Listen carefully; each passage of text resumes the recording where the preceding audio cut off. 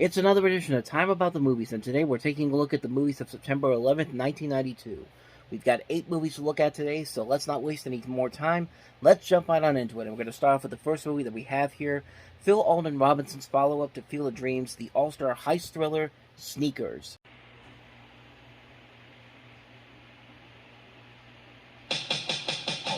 This LTX-71 concealable mic is part of the same system that NASA used when they faked the Apollo moon landings. Worked for them. Shouldn't give us too many problems.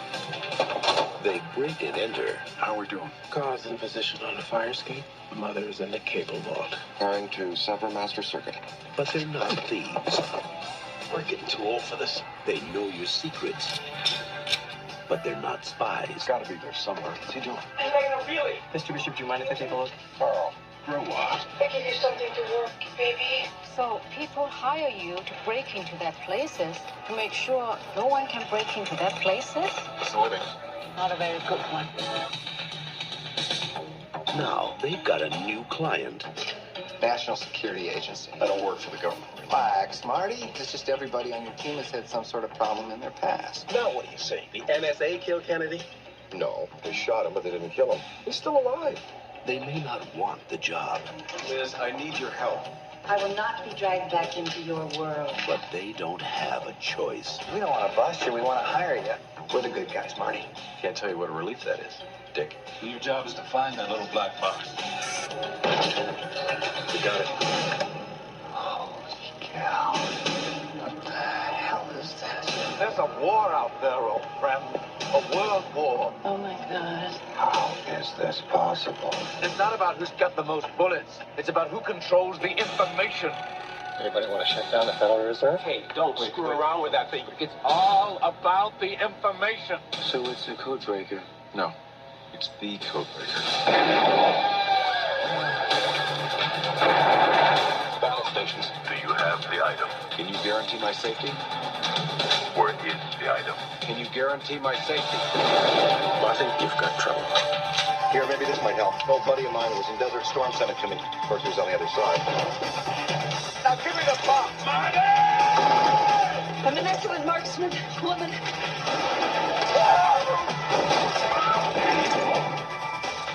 I'm Carl. There's a fire escape at the end of the north corridor. Go directly north, about 30 yards. 5 seconds. Hang on, Fish. Hang up. They've almost got us. Overall, Sneakers doesn't really do anything new to the heist movie genre, like something like what Steven Soderbergh would later do with the Ocean's 11 movies. But I actually do kind of prefer this movie a little bit more than Field of Dreams, even though I really like Field of Dreams. I actually like this movie a little bit more, mostly because of the way the cast works off each other. A great cast overall, as you see there: Robert Redford, Dan Aykroyd, Ben Kingsley, Mary McDonnell, River Phoenix, Sidney Poitier, David Strathairn. Also in there you have Stephen Todorovsky, Tim Busfield, George Hearn, Donna Logue, James Earl Jones is in this movie, and they're just having a really good time here. There's a good mix of thriller aspects, action aspects, comedy aspects, all these different genres coming together for a pretty solid and very entertaining movie. I really enjoyed this movie a whole lot, and I do like the heists that they go on. I like the way that they work off each other, and it's just a ton of fun overall. There's just so much you could admire about this particular movie that really you wouldn't be able to guess just by looking at that trailer alone. There is a lot more fun aspects to it. It's an overall fun movie. It's one that I go back to very often because it's one that I really do enjoy. It's a really fun movie. If you haven't seen Sneakers, I'd say definitely check it out. So that's Sneakers. Let's go ahead and move on to the next movie that we have here, and that is Clive Barker's Hellraiser 3, Hell on Earth.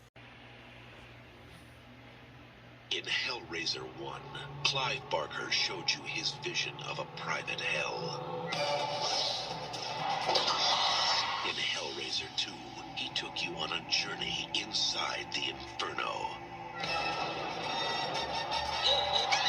Now, the terror returns in mankind's final confrontation with evil.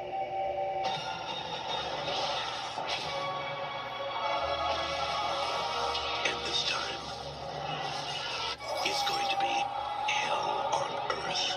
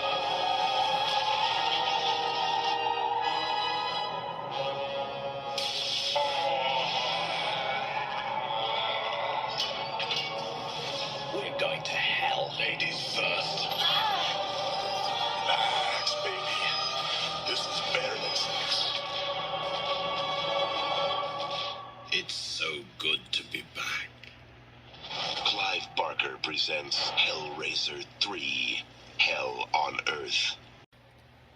Coincidentally enough, at the time that I'm talking about this movie, we just had Hulu's Hellraiser reboot come out recently on there, and I saw a little bit of it. I'm pretty impressed with what they did to take that series to another level. But as far as this movie goes, this was not very good. I feel like with this movie, they were trying to make Pinhead kind of the next Freddy Krueger, give him more comedic jokes, and just some really lousy-looking visual effects, especially for 1992 by 1992 standards. Like, you look at this movie and you see their attempts to try to entertain people, and the movie was heavily criticized for being a little too commercial compared to the other two movies, but I mean, Hellraiser 2 was just not a very good movie, and the first Hellraiser was a fun movie overall, but yeah, with this movie, I feel like they were trying way too hard to try to make Pinhead the next Freddy Krueger, and you could definitely see that they were trying way too hard to do just that. And sadly, the series just kept getting worse and worse after that, because they would do one more movie for theaters, and then every other movie that came after that was either direct-to-video or direct-to-DVD, and they just got worse and worse and worse until the very latest one that just came out on Hulu. So, yeah, and even though Clyde Barker's on here, he's really not doing too much. He's the executive producer, but he was largely uninvolved with the film until they went to post-production, but I don't think even then he had a whole lot to work with, because I really don't think he would have liked what they've done to this character that he's made. It's just not a very fun movie. I mean, it's a movie that's really, really not that fun whatsoever. It's not that scary. It's not that funny. The visual effects are really terrible in this one. It's just a bad movie overall. It's just one that's kind of like, there could have been so much more on it, but it's at least better than Hellraiser 2, but that's not saying a whole lot compared to what Hellraiser 2 was. So, yeah, that's Hell on Earth. Let's go ahead and move on to the next movie, and that is Matthew Modine and Jennifer Grey in Wind.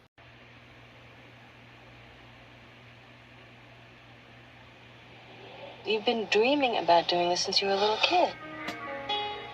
It's the kind of something that makes you believe that everything's unimpossible. You know what she dreams about? Flying bugs. This better work, Will Parker.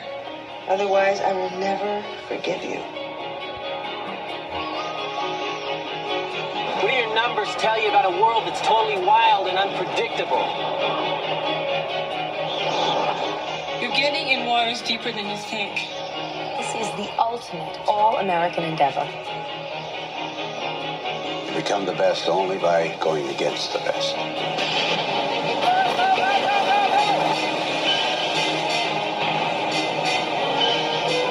From Carol Ballard. We're not gonna make it! Director of The Black Stallion. We've got the room and we're taking it! And Never Cry Wolf. Go for it right now!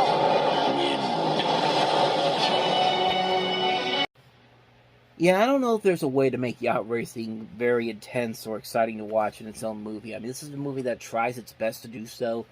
Some decent talent on board here. Carol Ballard, of course, is the person that made Black Cauldron and Never Cry Wolf, but even then, I don't think there's enough here to really make for an overall exciting movie. It's really kind of boring when you really watch it, because I watched this on many years ago.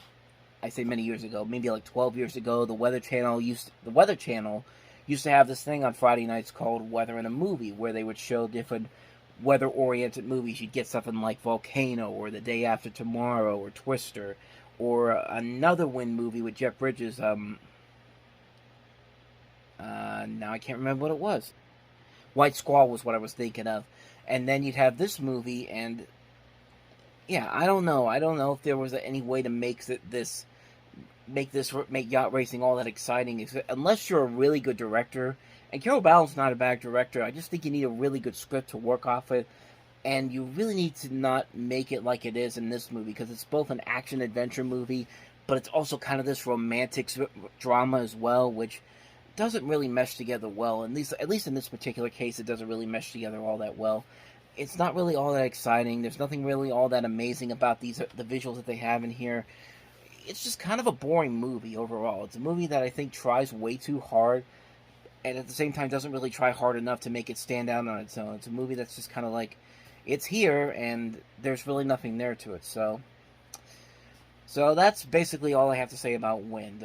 Let's go ahead and move on to the next movie here, and it's a re-release of a classic Ridley Scott movie, and that is Blade Runner: The Final Cut.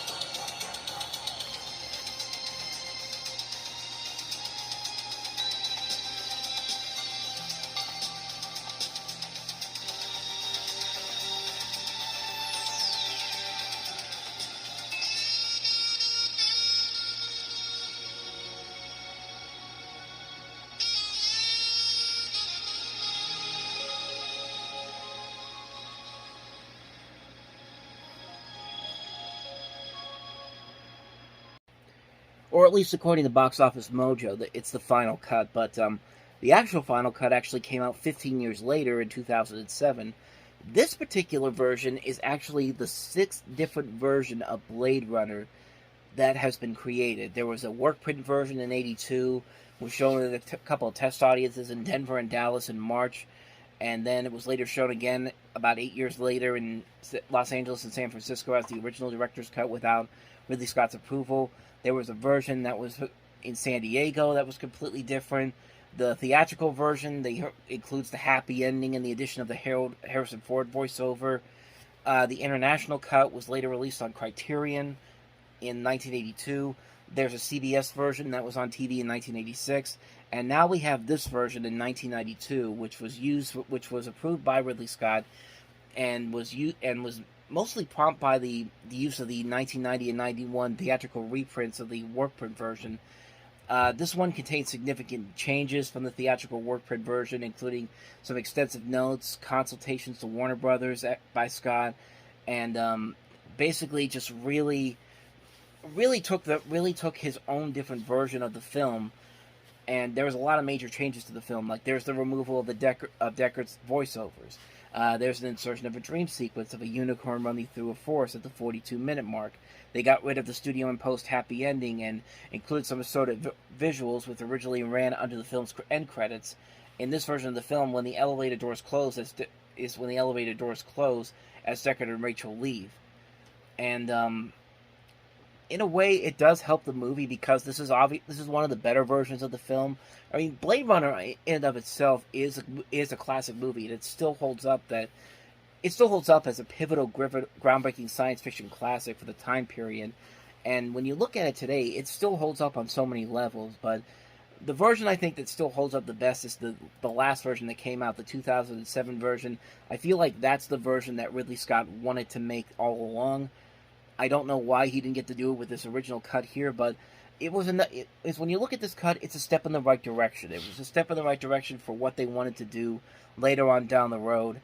And of course, Blade Runner, led to the strong following that it still has, that it spawned its own sequel, Blade Runner 2049, which was a pretty solid movie from Denis Villeneuve, the director of Dune. And that's pretty much all I got. I mean, I really don't need to say any more about Blade Runner as it is, because it is such a good movie overall. Everyone's already talked about it. There's nothing really more to say about it, honestly. But Blade Runner's a classic. The original cut from 92 is good. The final cut's better. Avoid any version after that. That's pretty much all I got for you on that one. So that's Blade Runner. On to the next movie, and that is Crossing the Bridge. Wake up, Mort. Let's go, pal. Mudball time. Mudball? Take him out and beat him In everyone's life, there comes a time when you have to make a choice. Some people didn't have sex during high school, okay? I know that's going to come as a big shock to you, all right? Besides, you name one. A time to cross that bridge into an unknown future. I have no interest in going to college, okay? None. My time came in the spring of 1975, when I had to decide whether to start a career. You're firing me? I overslept. It's 4:30 in the afternoon. Settle down. Forget about it, Mort. She dumped you. Or maybe try something completely different. You always say that you want to do something. Well, here's something to do. Danny, you're talking about smuggling across the U.S. border. So how much money we make? You in or not? So as the trailer indicates, this takes place in 1975. You have these three friends who drive into Canada as couriers on a drug deal. When they return to the United States at the Ambassador's Bridge, they face possible capture by authorities. And that's pretty much all I got for you, because I've never seen this movie, nor do I really want to after watching this trailer. I watched this trailer all the way through, and I thought to myself, I could pretty much predict everything that's going to happen at this point, and there's nothing really here to suggest that anything new or exciting is going to come from this. And quite honestly, from what I've heard about it from critical reviews, it's pretty much what I thought it was going to be. The acting doesn't look too bad. Jason Gedrick, Josh Charles, Stephen Baldwin. You also have Jeffrey Tambor, David Schwimmer, Abraham Benrubi, Ken Jenkins in here. And this is directed by Mike Binder, who would later go on to do some much better movies, including The Upside of Anger, Reign Over Me. He would also do some lesser stuff like Indian Summer and Blank Man, just to name a few. So, that's pretty much all I got for you on this one. I haven't seen it, I can't really comment on it. In fact, these last couple movies I haven't really seen, so I can't really comment on them too much. So we'll get through all these ones real quick. So, let's go to the next one, and that is Where the Day Takes You. Most kids come out to LA looking for Hollywood. Usually it's not what they expect. How old are you? 20, might be 21, I'm not exactly sure. How long have you been on the street? 6, 7 years. You want to be a movie star, don't you? No. Yeah, you do. Back off! Your stepmom and I want to talk to you downstairs. Rick, you're under arrest for grand theft. I didn't steal nothing. You want to tell me something? What happened? All I did was hit this teacher after she tried to hit me. They were on their own. Excuse me, can you spare some change, penny, anything? They had no home. Take my sleeping bag. It's gonna be real cold. Thanks. There were no rules. You're stronger than you. But only one of them knew how tough it can really get. I see people on the street every day, and I just see myself. I don't want to see that happen to you. It won't happen to me. It won't happen to us. So the story basically here is that you have these teenage runaways trying to survive the streets of Los Angeles. And another movie that has a really good cast overall. Sean Astin's in there, Laura Flynn Boyle, Balthazar Getty, Ricky Lake, James LaGrosse, Dermot Mulroney, Larson Giacomo, Christian Slater's in here. Most notably, Will Smith makes his feature film debut in this after he had already been on The Fresh Prince of Bel-Air for a couple of years.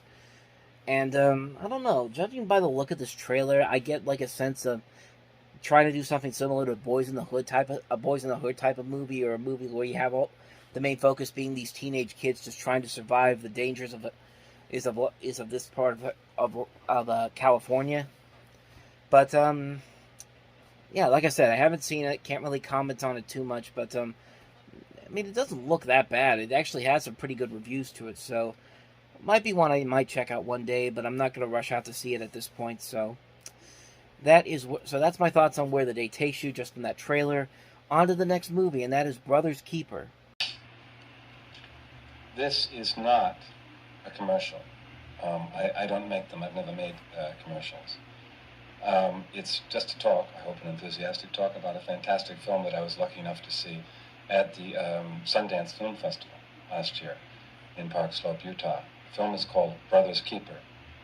And I saw it in the daytime, late morning, and I remember my bladder was rather full at the time. I'd had a lot of water and coffee in the morning, and often when I'm working, I usually work in the morning, I'm always running off to the toilet, and I couldn't go. I couldn't leave the movie theater watching this film. It was so gripping.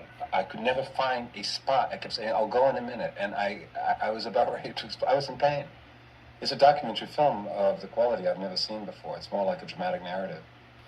And unlike many documentaries, which are often done about some past event, and so they're documenting something that has happened, this is really a film that is a discovery following these three fantastic out-of-this-world, other-world brothers that live in this collapsed old farmhouse, from 1860. It's like you enter into another world in this film. Not only is their story gripping, but the entire trial, which you'll see if you see the film, the courtroom trial, it turns out to be like a narrative film. So in the movie, you basically have a documentary about two groups of societies, people from rural areas and those from larger cities. It shows how the media flocks to the town to cover the story about an alleged 1990 murder in the village of Munnsville, New York. The film displays two complete opposite views of the Ward brothers, who are the people involved in this particular situation. On one situation, you have the locals who defend the Ward brothers as simple country folk. The other is that the press stereotypes these brothers as poor, uneducated hill people. The Ward sister was not featured in this movie because of her death in the 1980s. However, her daughter, Pat, makes an appearance in the DVD special features, and everybody in here has passed away since then. Delwood Ward passed away in 98, about 6 years after this movie came out, and then both Roscoe and Lyman died in 2007, around the same time period. So, that's pretty much all I know about this movie in particular, but it does sound very interesting. This sounds like a very interesting story that makes you kind of decide which side you want to take on this situation, and I don't know how exactly the movie plays it out, but it's definitely one that I might want to check out at one point. Most notably, Joe Berlinger, he directed Blair Witch 2 Book of Shadows later on down the road, which I think was his only scripted project, but I know that he's one of the co-directors on here, so that's something. But other than that, I don't really know anything too much more about this because I haven't seen it, so can't really comment on it, but that's Brother's Keeper for you. So let's go ahead and move on to the last movie that we have here, and that is A Fine Romance. Julie Andrews and Marcello Mastroianni have one thing in common. Are you alone? Her husband is having an affair with his wife. I don't know about you, but I want my husband back. I don't want a divorce. And together, they devise a plan to win back their spouses. I knew you'd come up with something. Marguerite! I hoped I would meet a man of action, not a marshmallow soaked in whiskey. But what they didn't plan on Are you jealous? Am I what? Yes. Am I what? You amazing. Yes, you. is falling in love. Oh! I don't know why I said it like that. I mean, maybe it's because I'm thinking of there was a show that they did on ABC, and you're listening to the announcer on there, Ernie Anderson, talking about this show that's literally titled A Fine Romance, and he's just like, a fine romance. That's probably what I was thinking about when I was saying it like that. But A Fine Romance, Julie Andrews, Marcello Mastroianni.